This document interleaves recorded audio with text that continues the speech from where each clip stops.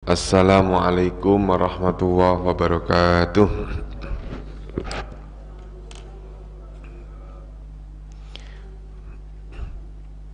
Mari untuk pertemuan kita di pagi hari ini kita mulai dengan berdoa bersama-sama. Bismillahirrahmanirrahim. Radina billahi rabba wa bil islami dina wa bi Muhammadin nabiyya wa rasula. Rabbana zidna ilman nafi'a warzuqna fahman wasi'a. Allahumma rzuqna fahman nabiyyin wa hifdzal mursalin wa ilhamal malaikatil muqarrabin birahmatika ya arhamar rahimin. Alhamdulillah wassalatu wassalamu ala rasulillah wa ala alihi wa sahbihi wa man tabi'ahum bi ihsanin ila yaumil qiyamah. Amma ba'du. Alhamdulillah, puji syukur kepada Allah, pada pagi hari ini Allah mempertemukan kita kembali. Mudah-mudahan pertemuan ini kita mendapatkan ilmu yang bermanfaat. Ayat 154. Ya, benar ya, Pak?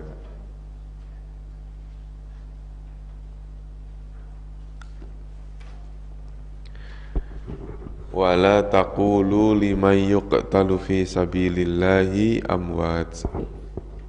Benar ya? 154 ya? Iya.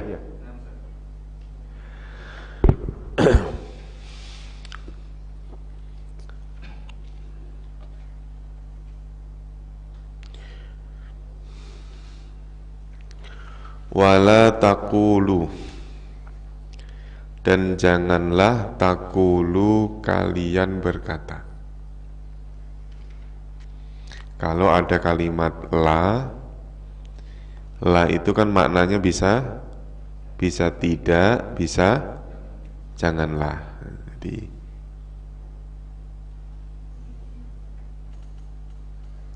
bisa bermakna tidak,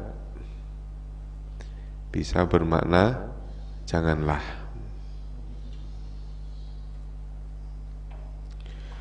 Berarti kalau tidak itu nanti namanya nafi, kalau janganlah namanya nahi.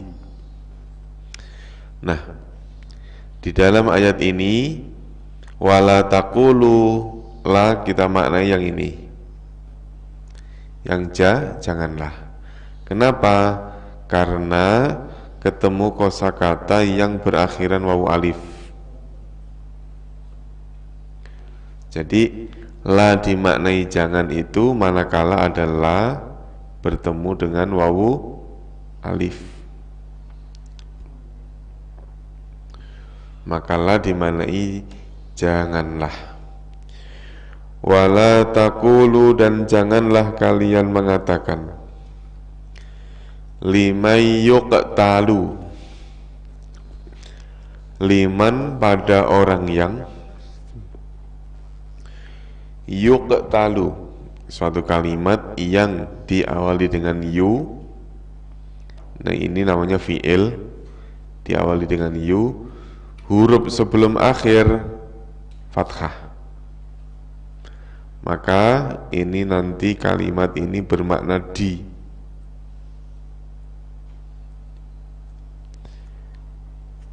Liman yuqtalu, bagi orang yang dibunuh,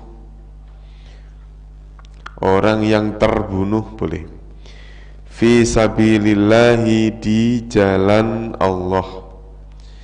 Janganlah kalian berkata atau mengatakan kepada orang yang terbunuh di jalan Allah, amwatun, mereka mati. Amwatun, mereka mati.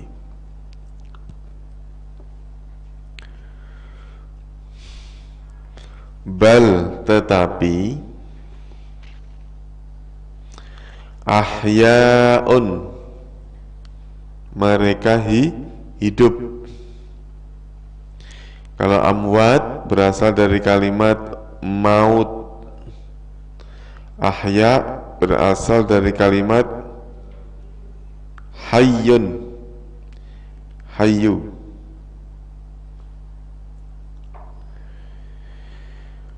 Walakin la tash'urun, Walakin dan akan tetapi la tash'uruna. La-nya bermakna tidak apa jangan? Tidak. Kenapa? Karena ketemu kalimat yang berakhiran wawu dan nun. La tash'urun, kalian tidak menyadari. Coba dirubah menjadi janganlah kalian menyadari. Menjadi apa?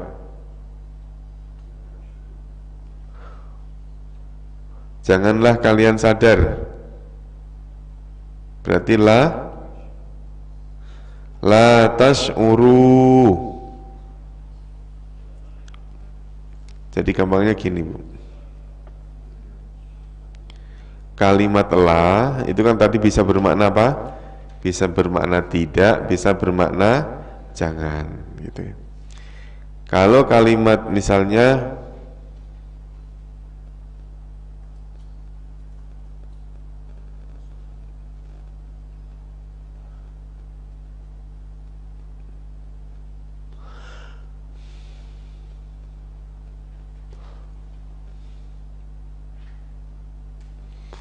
la taj'aluna, maka kalimat seperti ini maknanya apa? Kalian tidak menjadikan. Kalau misal dirubah menjadi janganlah kalian menjadikan, tinggal nunnya ini dihapus, diganti dengan alif. La taj'alu, janganlah kalian menjadikan. Ini yang tadi saya sampaikan, ketika ada kalimat la ketemu dengan kalimat yang berakhiran wawu alif.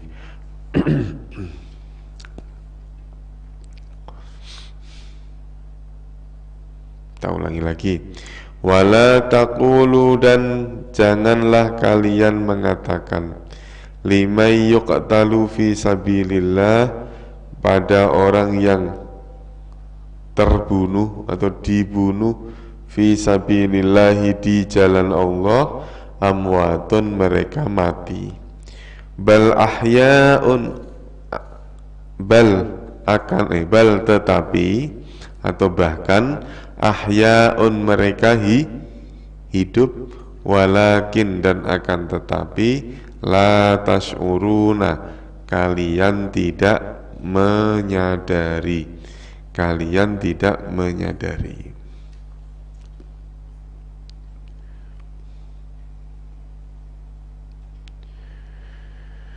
Wala nabluwannakum bisyai'im minal khawfi wal ju'i. Wala nabluwanna, kosakatanya apa saja ini? Pertama adalah wa, udah jelas. Terus kemudian la bermakna apa? Sungguh. Terus kemudian nabluwanna,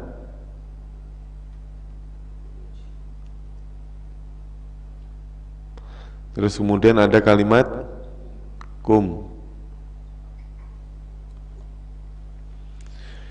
Dan sungguh benar-benar, yang bermakna sungguh yang mana? La. Benar-benar yang mana? Non tasdidnya. Jadi non tasdid ini bermakna benar-benar, karena dia berasal dari kata inna. Sungguh benar-benar kami menguji. Kaminya yang mana? Yang menunjukkan kata kami. Non nanya itu ya. Nah yang depan ini.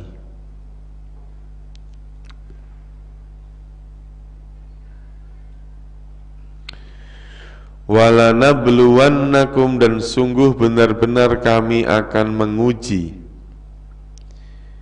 kum, kalian. Kami menguji kalian. Kaminya siapa?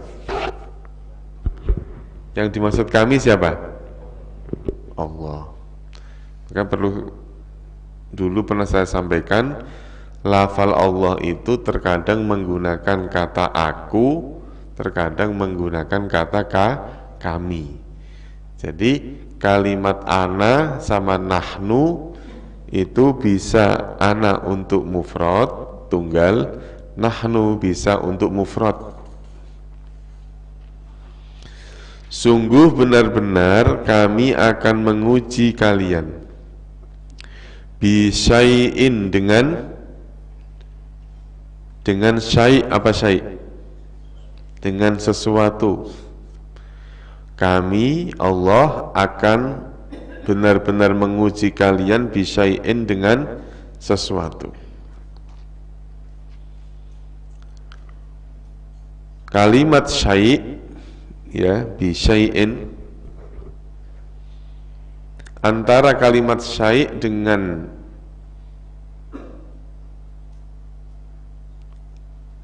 nikmat yang Allah berikan, pasti nanti akan lebih banyak nikmat apa syai'nya?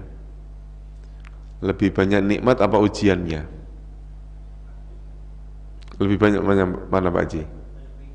Pasti lebih banyak nikmat. Namanya ujian itu pasti sebentar. Makanya dibilangnya syai'. Syai' itu pasti sedikit. Tidak mungkin ujiannya lebih lama atau lebih banyak daripada nikmat. Nah kalau kita belajarnya ujiannya paling berapa menit ya Pak Haji ya? Itu nggak lama. Nah syai' itu apa? Minal khaufi. Di antaranya minal khaufi dari apa? Al khauf, yaitu rasa khawatir, rasa takut. Wal ju'i, dan rasa lapar. Wal ju' dan rasa lapar. Kenyang sama lapar. Nanti ada kalimat khauf, takut. Maksudnya apa sih ini? Syai' yang dimaksud adalah rasa-rasa, misalnya kalimat khauf dan al-ju'. Dari kalimat takut serta kalimat lapar ini nanti Allah Subhanahu wa taala akan menguji seseorang dengan ini. Artinya nanti ada orang yang hanya gara-gara lapar dia berani maksiat. Hanya gara-gara dia punya rasa ketakutan yang tinggi, dia bisa lupa dengan Allah. Ini al-khauf wal ju'. Wa naqsim minal amwali, wa naqsin, dan naqs kekurangan. Maksudnya apa ini? Kami benar-benar akan menguji kalian dengan sesuatu. Ya, dengan apa? Dengan sesuatu. Nah, sesuatu itu yang dimaksud apa? Pertama adalah al-khauf, yang kedua adalah al-ju'. Contohnya apa, Bu? Khauf itu contohnya apa?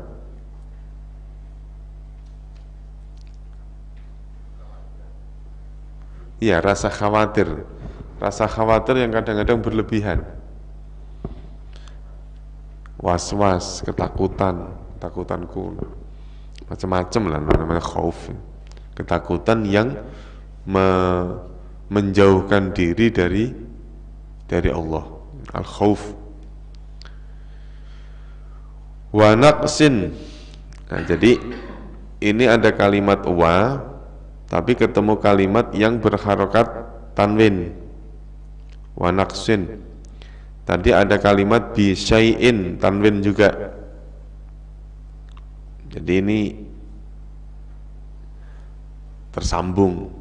Walanabluwannakum bi syai'in walanabluwannakum bi naqsin.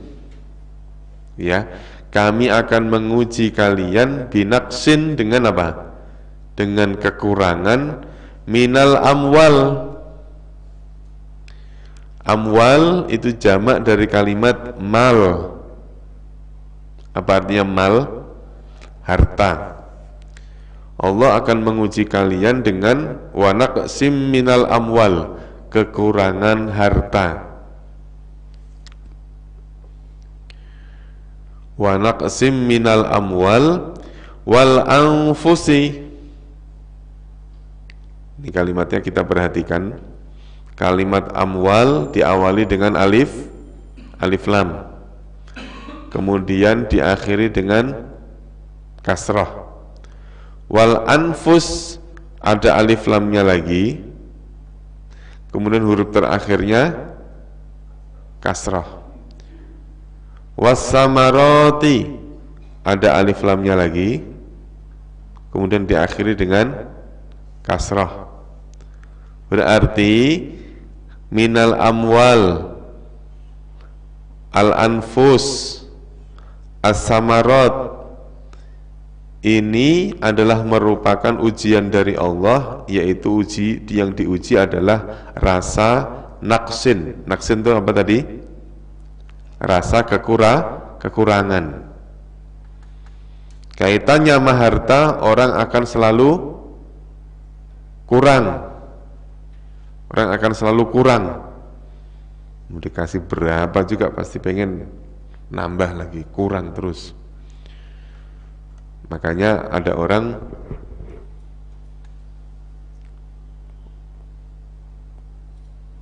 itu kan diberikan waktu yang sama. Si A diberikan 24 jam, si B juga 24 jam. Cuman si A ini ya punya kontrakannya banyak, sehingga apa?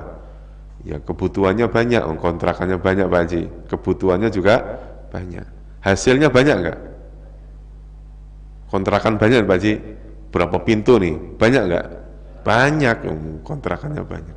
Tapi si B beda, ya dia lagi malah ngontrak, waktunya tetap sama 24 jam, bukannya dapat malah dia bayar. Nah, cuman Allah itu ngasih ujian itu ya beda. Yang kontrakannya banyak diberi rasa kurang terus gitu. Ya berarti ya, hasil dari kontrak ini pengen beli kontrakan lagi, beli kontrakan, pengen beli lagi, takut kalau kurang. Yang kontrak diem santai, pagi-pagi udah ngopi. Ya berarti ya, waktunya bayar kontrakan yang bayar,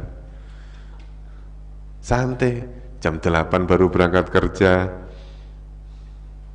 kadang-kadang yang serabutan, kadang yang kerja, kadang-kadang yang enggak. Maghrib masih bisa ke masjid, masih bisa ikut taklim, kan gitu ya Pak Ji. Padahal dia ngontrak, bayar juga. Dari situlah Allah itu ngasih ujian. Sama dengan lapar tadi, masalah tentang perut.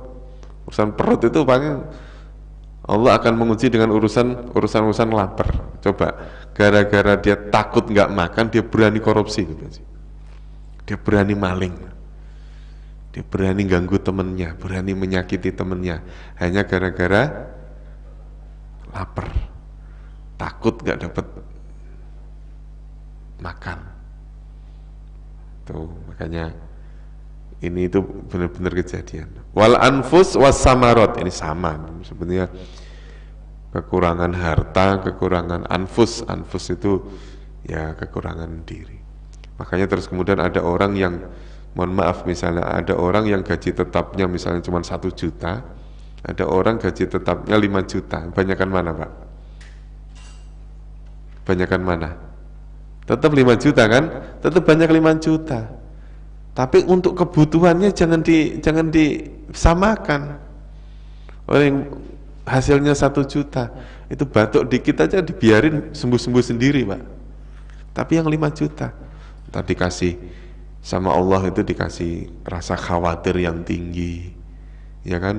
Butuh batuk ke rumah sakit, habisnya 500.000. Akhirnya apa? Begitu 1 bulan, yang 1 juta masih punya tabungan 50.000, yang 5 juta malah nombok, malah kurang.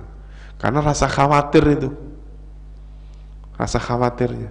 Makanya kita itu ukurnya adalah dari sisi ketentraman dan ketenangan. Ini semuanya ujian.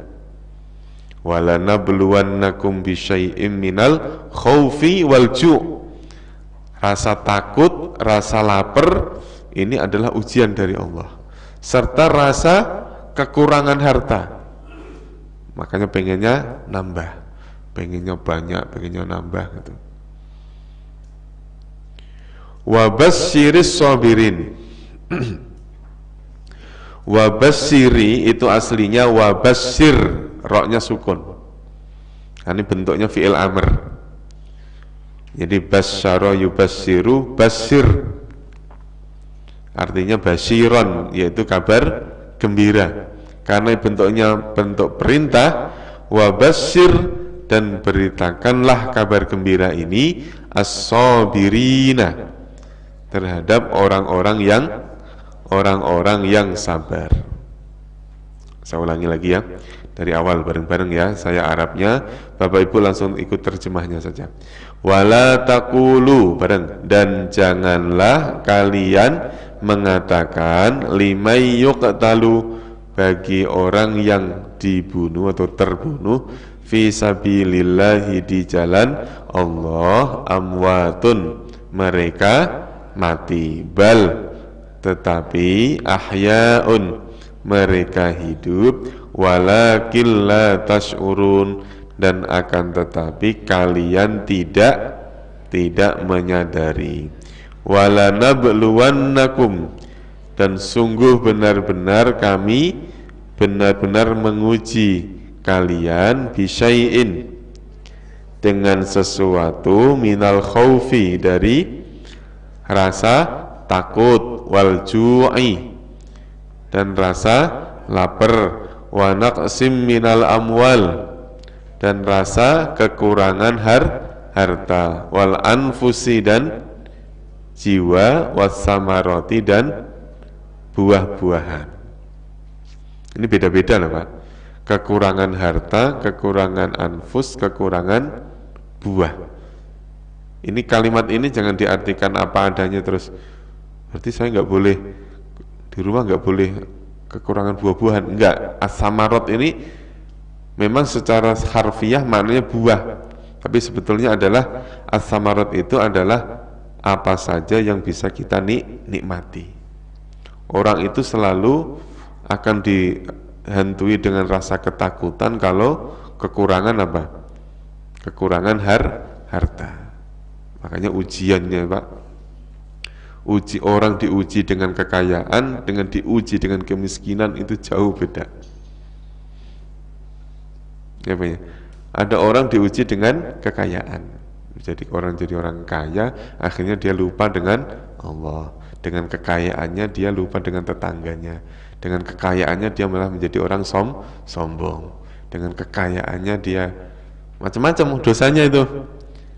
Orang miskin juga begitu. Diuji dengan kefakiran, diuji dengan kemiskinan, nanti dosanya beda lagi. Nggak sabar, terus kemudian suudzon kepada Allah, minta-minta, macam dosanya itu macam-macam, beda-beda. Nah, kalau semuanya orang itu bisa melewati ujian itu, maka mereka disebut as-sabirin. Wa basyiris sabirin, beritakanlah kabar gembira as-sabirina, kepada orang-orang yang sabar. Siapa orang yang sabar itu? Alladzina. Kalau ada kalimat alladzina di awal ayat, maka itu menandakan penjelasan dari kalimat sebelumnya. Tadi kan ada kalimat apa? Wabasyiris sabirin. Nah sekarang sabirin itu siapa? Alladzina, orang-orang yang idza asabathum musibah. Kalimat musibatun kadang-kadang kita memaknai kalimat musibah itu ya musibah secara bahasa Indonesia. Asoba itu sesuatu yang menimpa. Ya, musibah itu apa artinya? Sesuatu yang menimpa manusia. Yang menimpa manusia itu bisa berupa kenikmatan, bisa berupa kesengsaraan. Dua-duanya akan mengandung bisa menjauhkan diri dari Allah, bisa mendekatkan diri pada Allah. Jadi jangan diartikan ketika kita dalam keadaan susah berarti Allah tidak sayang, jangan. Ketika kita dalam keadaan senang, apa-apa keturutan, berarti Allah itu sayang pada kita, jangan. Dua-duanya punya potensi. Misalnya Ibu, misalnya ya, kita pengen makan sesuatu, mau makan pakai seafood. Tahu-tahu kita punya duit, kemudian ada. Itu pertanda apa? Allah sayang nggak sama kita? Menurut kita sayang. Tapi coba terus kemudian kita makan, misalnya makan. Disitulah nanti muncul dosa-dosa yang lain. Dosa lupa sama orang, merasa dirinya dekat dengan Allah dan macam-macam lah, paling banyak dosanya. Karena semua yang pemberian Allah, semua musibah itu mengandung pasti dua kemungkinan. Jangan sampai kita itu menjadi orang yang gini, Pak, terbebas dari dosa satu tapi justru malah berpindah kepada dosa yang lain. Contohnya gimana? Kok bisa? Dulu orang ketika nggak punya, dia doa terus, minta. Jadi kekurangannya itu berakibat dia ingat kepada Allah. Akhirnya Allah kabulkan tuh misalnya. Akhirnya dia apa-apa punya. Dengan kepunyaannya malah justru dia lupa diri, lupa dari Allah. Jadi semua yang Allah berikan namanya musibah. Alladzina idza asabathum musibatun. Orang-orang yang idza asobat ketika telah menimpa mereka, menimpa alladzina, orang-orang sabar tadi, apa yang menimpa musibah, yaitu musibah, sesuatu yang menimpa. Makanya ketika Allah memberikan kesehatan kepada kita misalnya, itu musibah tidak, Pak? Allah ngasih sehat nih, menurut kita nikmat, alhamdulillah. Tapi terus kemudian sehat itu kita pergunakan untuk nyakitin orang, musibah. Coba kalau kita sakit, nggak mungkin kita nyakitin orang. Jadi semuanya mengandung apa, Pak? Mengandung dua kemungkinan itu tadi. Maka semua pemberian Allah, dari pemberian Allah ini pasti punya dua kemungkinan. Kemungkinan dia baik mendapatkan pahala, kemungkinan dia berdosa dengan maksiatnya. Gitu. Makanya kata Rasulullah, ada dua kenikmatan, ya, nikmatani maghbudotani. Ada dua kenikmatan yang menipu kita, yaitu sehat. Loh, kenikmatan kok nipu? Ya Pak ya, ada orang sehat dia bisa sholat berjamaah, di luaran sana ada orang sehat malah maling. Sama-sama sehatnya kan? Sama. Dua-duanya kena musibah. Yang satu musibah, akhirnya musibah itu dipakai untuk beribadah, ada dapat musibah dipakai untuk maling. Yang A dosanya dosa maling, yang sholat berjamaah kira-kira dosanya apa? Apa Pak? Yang sholat berjamaah dosanya apa? Nah, bisa saja nanti dosanya ria, bisa saja dosanya itu menganggap orang lain berdosa, merasa dirinya benar. Semuanya ini namanya musibah. Qalu, mereka berkata, apabila musibah menimpa mereka, qalu, mereka berkata. Mereka berkata apa? Inna lillahi wa inna ilaihi raji'un. Pertama kalimatnya adalah inna lillah. Ini kalimat ini dibagi menjadi dua ya Bu. Innalillah wa inna ilaihi raji'un itu kalimat satu ucapan itu pemahamannya dibagi menjadi dua. Pertama yang kita pahami adalah innalillah. Orang itu harus meyakini bahwa inna sesungguhnya kami lillahi milik siapa? Milik Allah. Pertama yang harus kita yakinkan dalam diri kita adalah kita itu milik Allah. Apa yang ada pada diri kita milik siapa? Milik Allah. Berarti kalau kita meyakini semua itu milik Allah, maka gunakan semuanya di jalan Allah. Ketika Allah memanggil untuk keluarkan itu untuk sebagian dari yang engkau miliki untuk orang lain, jalankan, karena sejatinya bukan punya kita. Seseorang ditinggal meninggal oleh orang yang dicintainya, sedih tidak? Sedih. Tapi kalau orang meyakini innalillah, sedihnya pasti nggak lama-lama. Pasti sedihnya akan berakibat dia lebih taat kepada Allah, karena dia meyakini innalillah. Kita semuanya ini milik siapa? Milik Allah. Wa inna, dan sesungguhnya kami ilaihi raji'un, ilaihi kepadanya, nya siapa?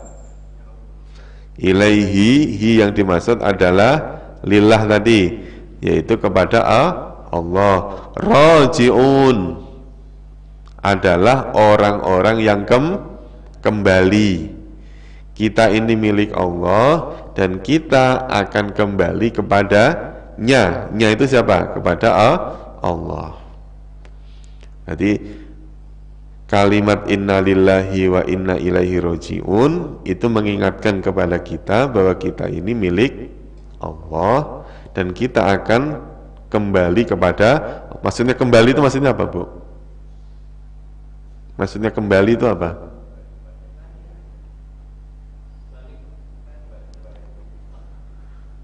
Segala urusan, kalimat rojin itu kan makna bisa tawakal, ya, pasrah, urusan kita kembalikan kepada Allah. Maka kalimat ini tidak hanya khusus untuk bagi orang yang meninggal, ya, sama kayak tadi, wala taqulu liman yuqtalu fi sabilillah amwatun. Jangan mengatakan orang yang sudah meninggal di perang di jalan Allah mereka sudah mati. Bal ahya'un, sejatinya mereka masih hidup. Tetapi hidupnya berbeda, karena hidupnya hanya berpindah dari alam dunia kepada alam akhirat.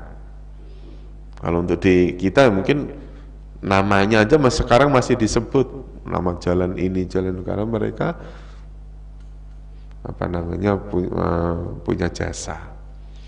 Nah, kalimat innalillahi wa inna ilaihi raji'un, kalimat yang mengingatkan kita bahwa kita sendiri milik Allah.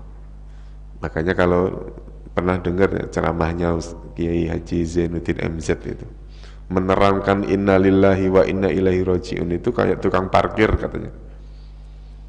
Kayak tukang apa Pak? Parkir. Ada orang parkir, seneng nggak? Seneng. Tapi kalau motor yang diparkir itu diambil sama yang punya, dia seneng nggak Pak? Seneng. Dua-duanya seneng. Ada orang datang parkir ya seneng, motor diambil sama yang punya seneng. Ya Pak, ya Bu ya. Berarti kita mendapatkan nikmat, seneng nggak? Seneng. Tapi kalau nikmat itu diambil sama yang punya, yang ngasih, seneng nggak? Belum tentu. Belum tentu kita. Belum tentu. Misalnya sehat yang ngasih siapa? Allah. Coba kalau sehat itu diambil sama Allah. Berarti belum itu. Kita, ilmu kita belum sampai innalillahi wa inna ilaihi raji'un. Ketika diambil kita masih merasa sedih. Kembali lagi ke yang tadi, al-khauf, takut, rasa takut. Kan ini sedang menjelaskan tentang orang-orang yang apa tuh? Orang-orang yang ketika diuji oleh Allah dia sabar. Nah sekarang coba al-khauf, al-ju', naqsi minal amwal wal anfus was samarat. Ujiannya sebenarnya cuma dua. Pertama adalah syai', sesuatu yang sedikit tadi. Yang kedua adalah sifat kekurangan. Pemberian Allah adalah syai'. Takut nggak dapat sesuatu, namanya naksin. Ini dua-duanya ujian. Ya, kalau kita dapat, seneng nggak Pak? Seneng. Dapat, seneng. Dengan mengucapkan alhamdulillah. Tapi perlu diingat, yang diberikan Allah pada kita itu bukan punya kita. Sejatinya inna lillah, itu milik siapa? Milik Allah. Terus ini yang sudah diberikan mau diambil sama Allah. Diambil sama yang punya. Kalau tingkat ketakwaan kita seperti orang tukang parkir tadi, seharusnya kita ucapkan apa? Alhamdulillah. Dapat ya alhamdulillah, diambil alhamdulillah. Cuman kan kekuatan iman ketakwaan kita belum sampai situ.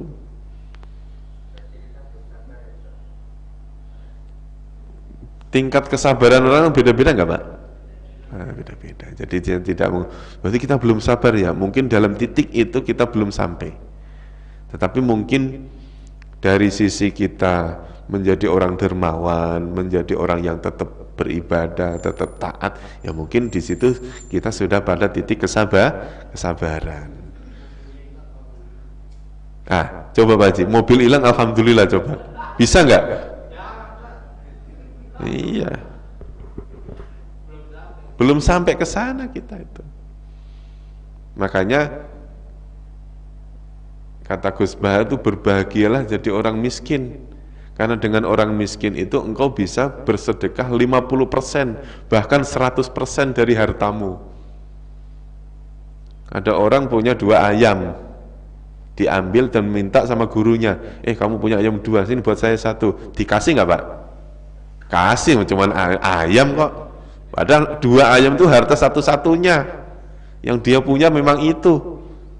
Coba kalau mobil 2 diminta 1, boleh nggak Pak? Padahal sama-sama 50% itu. Makanya itu orang itu ujiannya macam-macam. Jadi Allah sedang menguji kita itu ada kalanya minal khaufi wal ju'. Ya gitu tadi, dengan rasa punya Allah ngasih penyakit. Allah ngasih penyakit tuh sama kita. Enak nggak Pak? Nggak enak. Karena kita punya pandangan dengan penyakit itu kita jauh dari Allah. Mau berjamaah susah, mau sholat susah, mau khusyuk susah, karena sakit. Tapi mungkin nggak dengan rasa sakit itu kita malah dekat dengan Allah? Karena berdoa, akhirnya rajin doa, rajin istighfar, terus kita memperbanyak zikir, mau baca Quran, mau ngapain lagi, orang kemana-mana nggak bisa. Akhirnya kepaksa tuh mau nggak mau buka Quran, mau nggak mau megang tasbih, mau nggak mau sedekah, karena sedang dalam keadaan sakit. Berarti sakit yang membawa kepada kebaikan. Jadi semua pemberian Allah itu akan mempunyai potensi baik, potensi buruk. Gitu. Tergantung kita nih yang mendapatkan. Makanya inna lillahi wa inna ilaihi rojiun. Kalau kita sudah mendapatkan sesuatu, maka bagaimana cara rojiun? Kembalinya itu seperti apa? Apa kembali kita kembalikan dengan kemaksiatan atau justru malah dengan ketaatan? Nah, ini orang-orang yang bisa mengatakan bahwa kami ini milik Allah dan akan kembali kepada Allah, mereka itulah disebut orang yang sabar. Itu nggak cuma kalimat tuh. Kalau ngucapin kalimat bisa bohong. Kalimat innalillahi wa inna ilaihi rojiun itu tidak sekedar kalimat seperti ucapan-ucapan assalamualaikum atau tasbih. Enggak. Gitu. Ini adalah ada dua makna yang tadi saya sebutkan. Pertama adalah meyakini innalillah, yang kedua adalah meyakini kita rojiuna ilaihi, kita akan kembali kepadanya. Itu.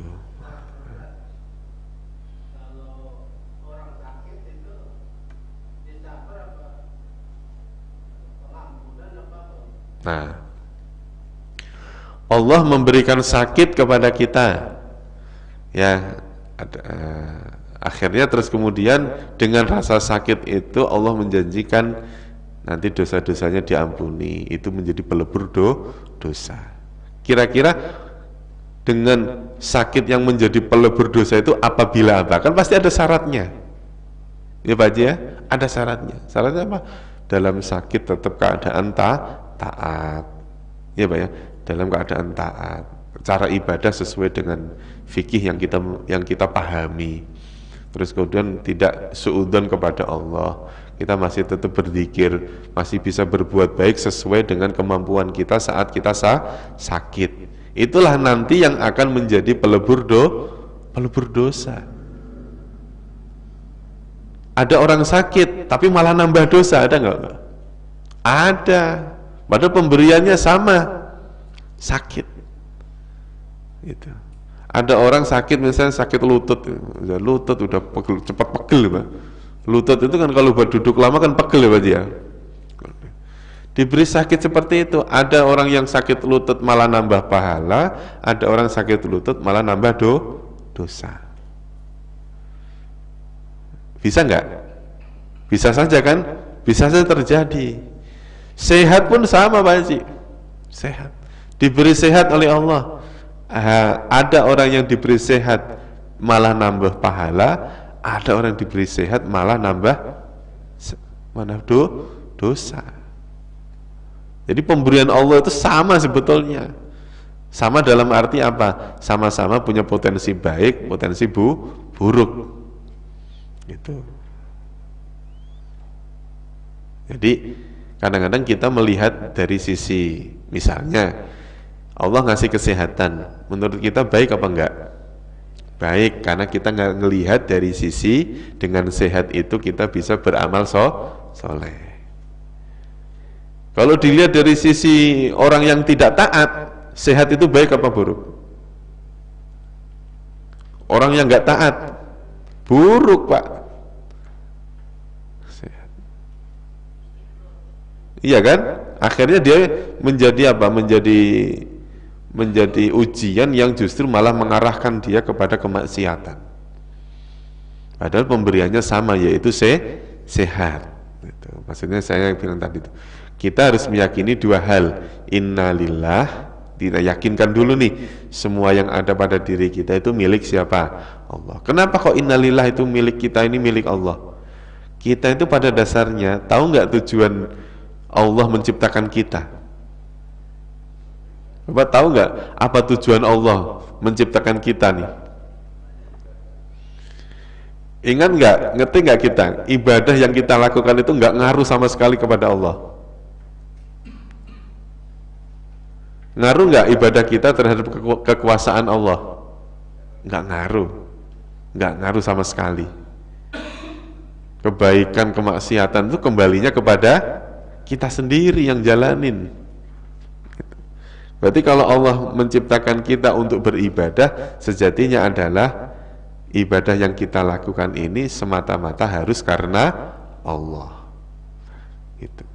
Jadi inna ilaihi rojiun. Kita semua akan kita kembalikan kepada Allah.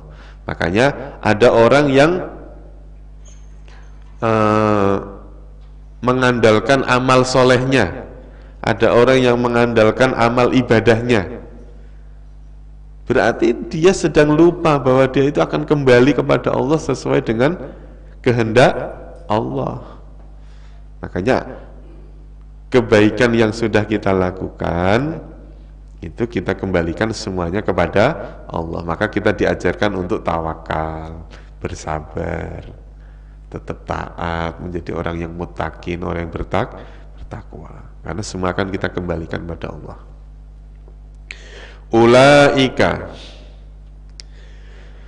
Ulaika mereka itu, mereka siapa Pak? Yang disebut ulaika itu siapa? Ulaika itu alladzina idza asabathum musibah. Orang yang apabila terkena musibah itu qalu inna lillahi wa inna ilaihi rajiun. Alaihim atas mereka, wajib atas mereka, orang yang sabar itu, sholawatum mir rabbihim. Sholawatun, apa salawat?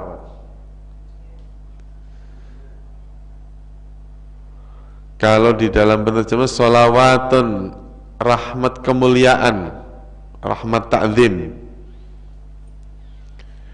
Mir rabbihim, dari apa? Dari Tuhannya, warahmatun, dan rahmat, dan kasih sayang. Orang yang senantiasa bersabar, bagi mereka akan mendapatkan sholawatum mir rabbihim warahmah. Kembalinya kepada Allah akan mendapatkan rahmat.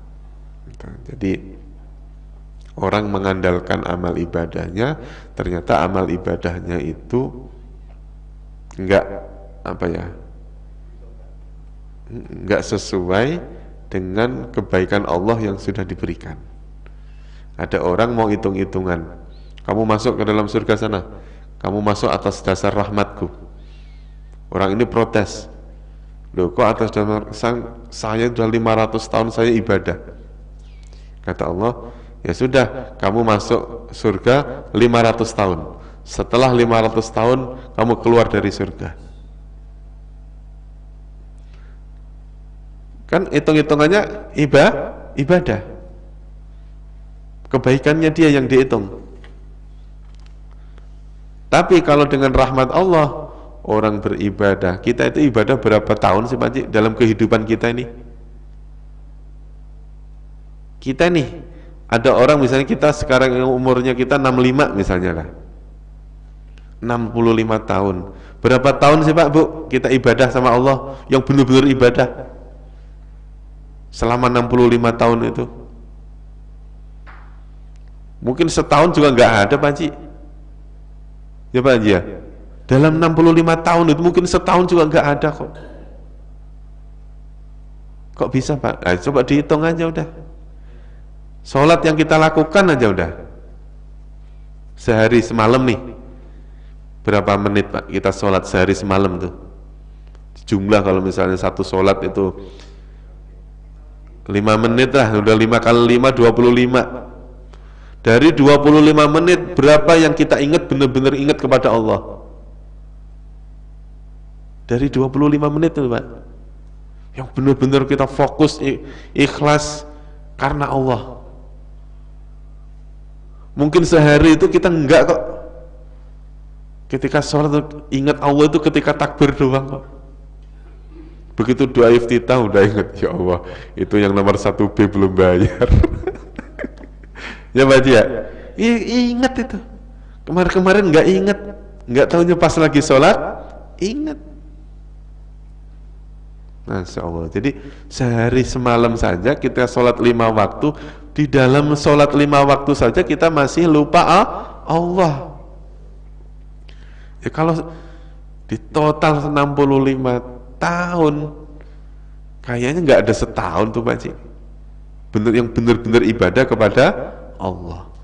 Makanya benarlah kan bahwa orang masuk surganya Allah atas dasar rahmat dari Allah, kasih sayangnya Allah pada kita. Wa ulaika humul muhtadun. Wa ulaika, dan mereka itu, ini ada ulaika 2 kali. Pertama, ulaika yang dimaksud adalah as-sabirin, ya. Ulaika yang kedua yang dimaksud siapa?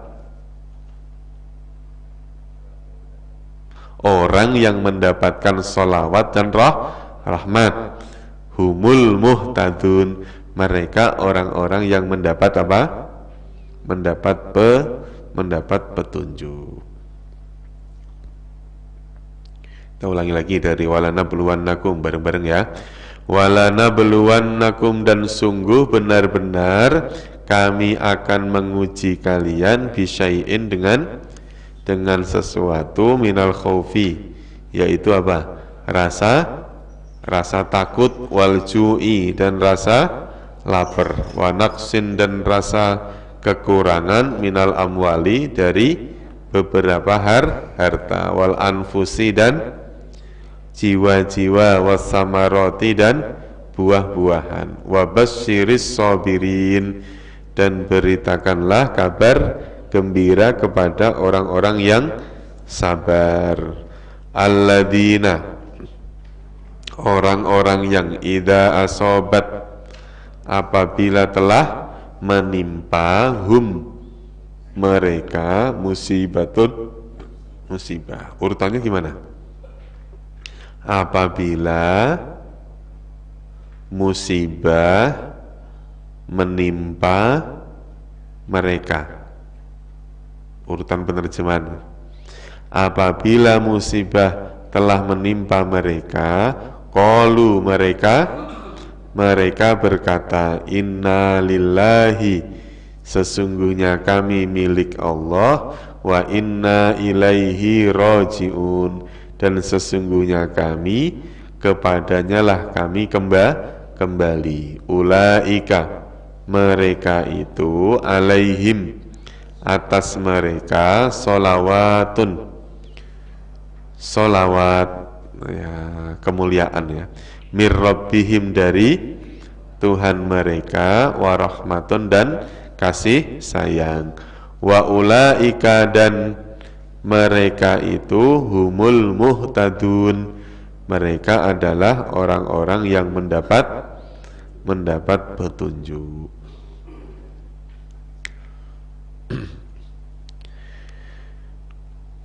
Ayo, alladzina kita mulai ya, kita bahas ilmu alatnya.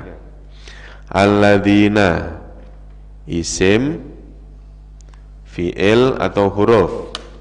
Alladzina yaitu isim. Kenapa disebut isim? Karena ada alif lam. Alladzina ada alnya. Dia mufrad atau jamak? Jamak. Kenapa?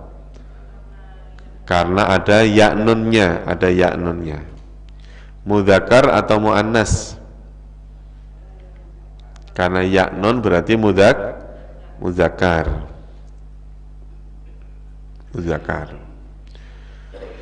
Nah, kalimat alladzina itu isim jamak mudzakkar. Nah, yang disebut alladzina ini yang dimaksud siapa? Yaitu as-sabirin. Maka kalimat as-sabirin di atasnya tadi, as-sabirin itu isim bukan? Isim. Kenapa? Karena ada alif lamnya. Dia mufrad atau jamak? Jamak karena ada ya nunnya. Akhirnya kalimat as-sabirin itu isim jamak. Nah, sekarang mudzakkar atau muannas? Mudzakkar. Jadi as-sabirin ya isim jamak mudzakkar, alladzina ya isim jamak mudzakkar. Maka tadi saya sebut alladzina itu kalimat yang sedang menjelaskan kata sebelumnya. Itu bisa terjadi manakala sama yang tadi itu, sama-sama isimnya, sama-sama mudzakkar atau muannasnya, sama mufrad atau jamaknya, harus sama. Kalau berbeda berarti dia tidak menjelaskan tentang itu. Misalnya alladzina saya ganti dengan allati, tunggal, muannas. Mungkin nggak kalimat allati itu menjelaskan as-sabirin? Tidak mungkin, karena tidak sama. Lagi idza, isim fi'il atau huruf idza. Idza itu maknanya apa? Terjemahnya apa tadi idza? Idza apa? Jika. Jika itu sama dengan ketika. Kalimat ketika itu berarti menunjukkan suatu waktu. Kalau menunjukkan suatu waktu berarti namanya isim. Menunjukkan suatu waktu kejadian. Asobat ada taknya, huruf terakhirnya ini.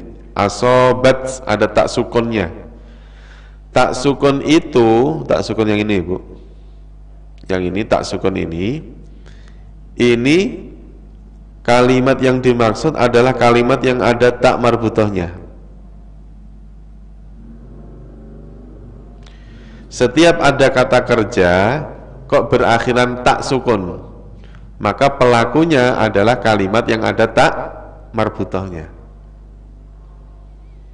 Gitu. Contoh, ini contohnya begini. Misalnya ada kalimat Fatimah pergi, misalnya ini kan berarti apa bahasanya? Dhahabat Fatimah. Kalimatnya misalnya begini, Dhahabat Fatimatun.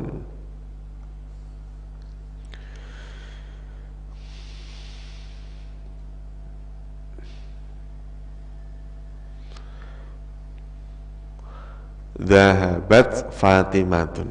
Dhahabat telah pergi. Kalimat dhahabat telah pergi itu diakhiri dengan apa nih? Tak sukun. Diakhiri dengan tak sukun. Maka kalau ada kalimat kok diakhiri tak sukun, maka pelakunya adalah muannas. Pelakunya adalah muannas, yaitu kalimat yang ada tak marbutohnya ini.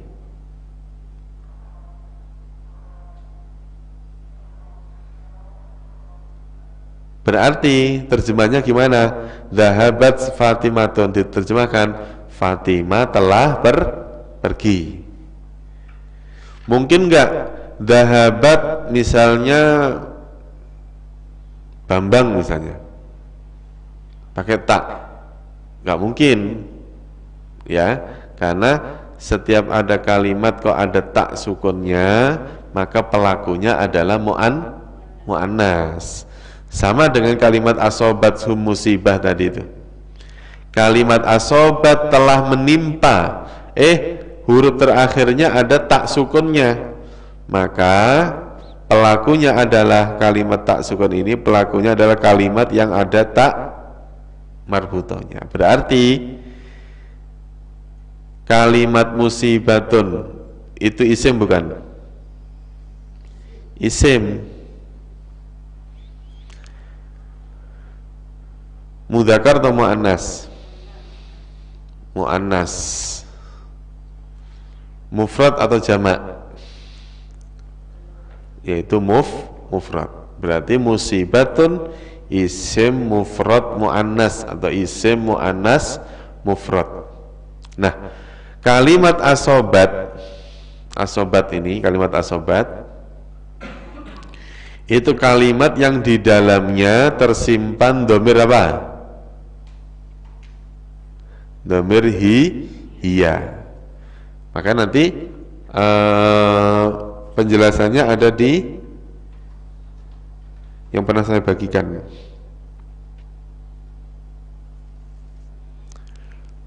Penjelasannya ada di sini.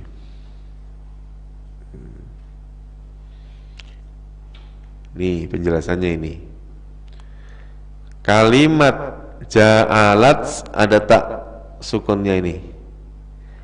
Maka pelakunya adalah hiya.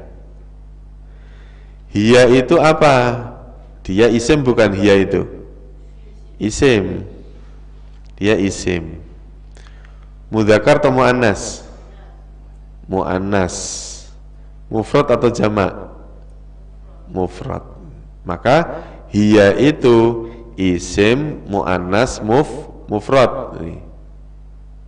Nih, isim muannas mufrad tunggal. Maka kalimat yang bisa digantikan kata hiya adalah kata-kata atau kalimat yang memang bermakna tunggal, kayak Siti, Maimunah, Fatimah, Hindun, Ruqayyah, siapa lagi? Dewi, Sinta, siapa lagi? Pokoknya yang tunggal-tunggal.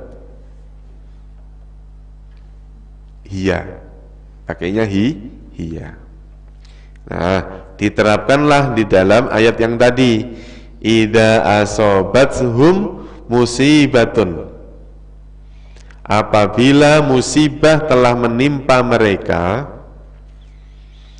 qalu, mereka berkata, inna lillah. Yang dimaksud qalu mereka siapa? Orang yang tertimpa musibah. Orang yang tertimpa musibah, mereka berkata. Makanya kalau kita mendengarkan ada musibah, kita disunahkan membaca kalimat ini supaya merasa apa? Ikut merasakan terkena musibah. Misalnya nih Pak, tetangga kita ada yang meninggal. Musibah enggak itu Pak? Bagi siapa?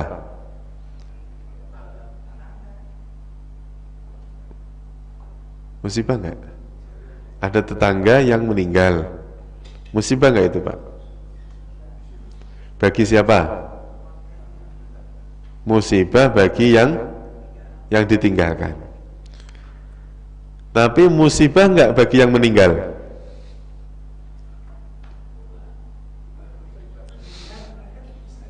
Ya Pak, musibah enggak bagi yang meninggal? Nah, jangan digantung. Nah, gimana Pak?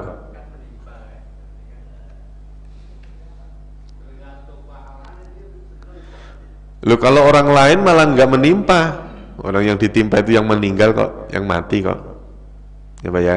Maksudnya saya mau nanya, kematian itu musibah tidak Pak? Musibah bagi siapa? Bagi yang ditinggalkan apa bagi yang mati? Yang ditinggalkan. Yang ditinggalkan ini siapa? Keluarga. Berarti keluarga terkadang itu sedih apabila ditinggal oleh kasihnya yang dicintainya, bapak, ibunya atau saudaranya gitu. Tapi tetangga musibah tidak bagi tetangga? Walaupun tidak dikatakan musibah bagi tetangga, tapi kita dianjurkan untuk ikut bela kan, untuk bela sungkawa kan, tetap mengatakan itu, gitu ya Pak. Nah, tapi ya perlu diingat yang saya katakan dari awal tadi, kematian atau pemberian itu bisa berpotensi dua. Kematian bisa berpotensi musibah, bisa berpotensi nikmat. Ya Pak ya, itu harus diyakini dulu. Tidak semua kematian itu musibah. Kalau yang meninggal itu ulama, orang pintar ngaji, di situ orang yang dibutuhkan oleh orang banyak, musibah tidak Pak? Musibah. Tapi kalau yang meninggal, nyusahin orang, suka ganggu orang, musibah nggak Pak?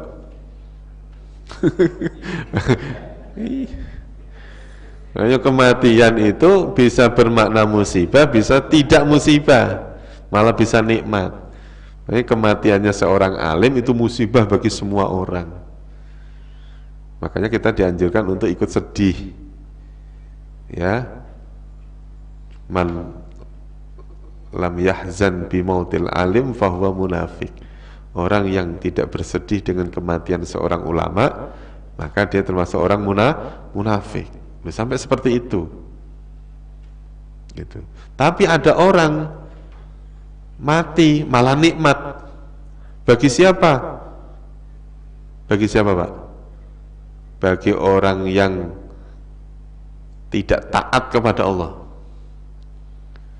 orang yang banyak maksiatnya, banyak nyusahin orangnya. Kok dia mati? Bukan musibah, nikmat itu. Kenapa? Dengan kematiannya keburukannya selesai. Iya kan Pak? Gak mungkin nambah maksiat lagi kan, orang udah mati. Itu. Makanya kematian itu bisa membawa musibah bagi kita, kesusahan bagi kita kalau yang meninggal itu adalah orang yang taat. Kasihan Pak, dia orang yang taat tapi selesai sampai di situ. Berarti ketaatannya selesai kan? Itu sedih nggak? Sedih. Tapi bagi orang yang tidak taat dengan kematiannya, maka ketidaktaatannya juga selesai. Seneng nggak? Nikmat nggak? Nikmat. Tuh. Makanya kalau ada orang meninggal itu kadang-kadang kita ditanya, apakah jenazah ini baik? Bapak ngomong apa? Baik. Itu kan Pak? Khair. Bahasanya hal hadal mayit khair. Yang ngomong khair kok kenceng banget. Gitu. Itu maksudnya apa? Kematian yang ditimpa oleh almarhum ini bisa bermakna baik. Yaitu tadi dari dua sisi itu Pak.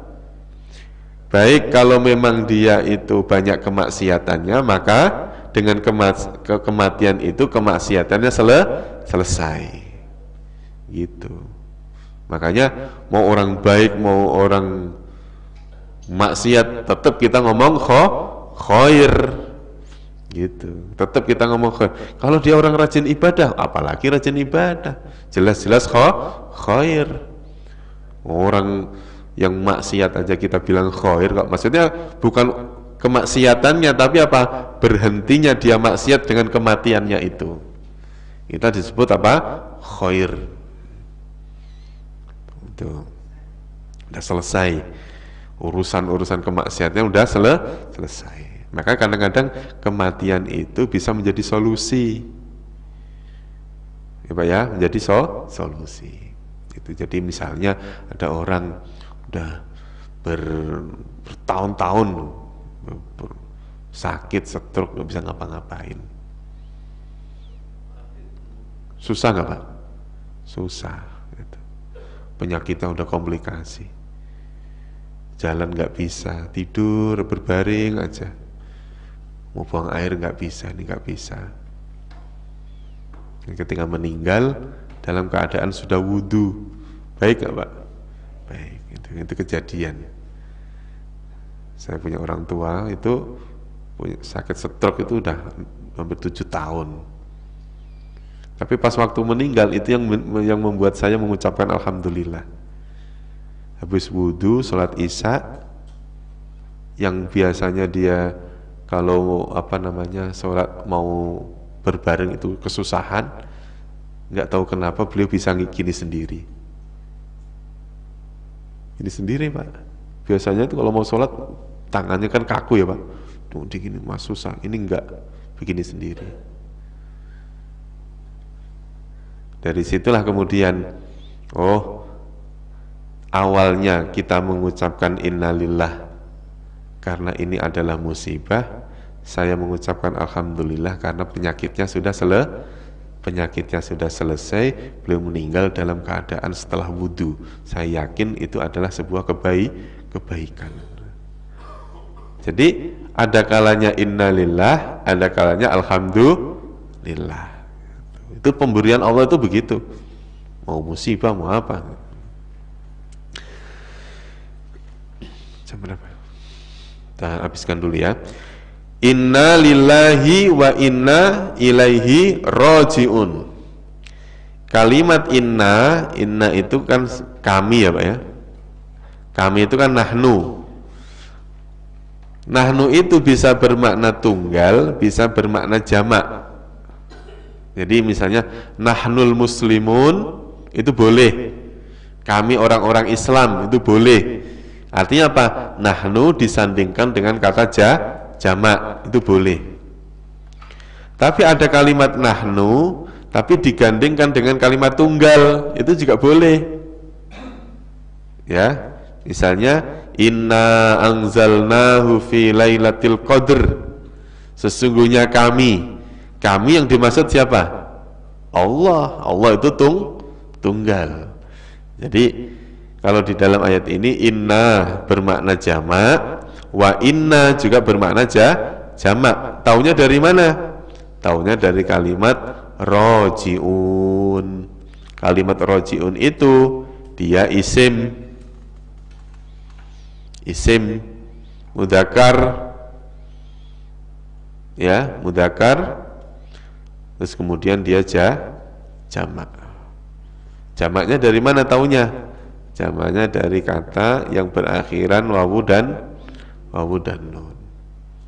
Nah, domir apa yang cocok untuk kalimat rojiun?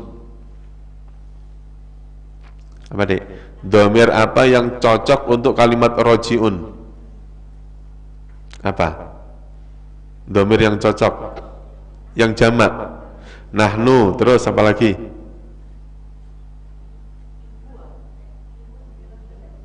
Hum, betul, hum.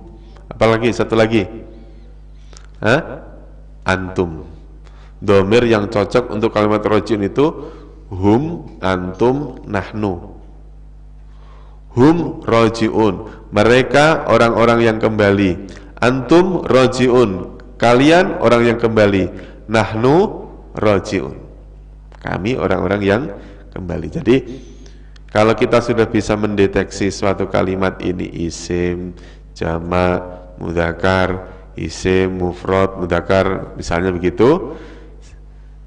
Kemudian kalimat itu kita gantikan, kita jadikan kata ganti. Maka insya Allah untuk belajar fi'il atau perubahan fi'il nanti lebih mudah lagi. Contoh lagi misalnya gini, ada kalimat warahmatun, kalimat rahmat, dia disebut isim karena ada tanwin. Mudzakkar atau muannas? Muannas. Mufrad atau jamak? Yaitu isim, muannas, mufrad. Berarti kata gantinya apa yang cocok untuk kalimat rahmatun?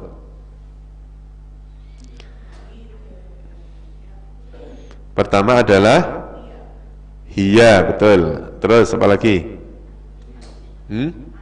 Anti, ya betul. Apalagi untuk orang pertamanya yaitu ana. Kalau ana kan boleh mudzakkar, boleh muannas gitu. Jadi kalau kita sudah bisa seperti ini, tinggal nanti kita praktekkan di bentuk kata kerja, ya, bentuk kata kerja. Nah, itu nanti insya Allah kita bahas di pertemuan berikutnya, insya Allah 158 insya Allah. Dah cukup ya. Ada pertanyaan sebelum saya tutup? Kalau tidak ada, pertemuan untuk pagi hari ini kita cukupkan. Mudah-mudahan Allah memberikan umur panjang, kesehatan pada kita, sehingga bisa kita pergunakan untuk senantiasa beribadah kepada Allah, untuk mengikuti program ini. Kita tutup dengan doa kafaratul majlis.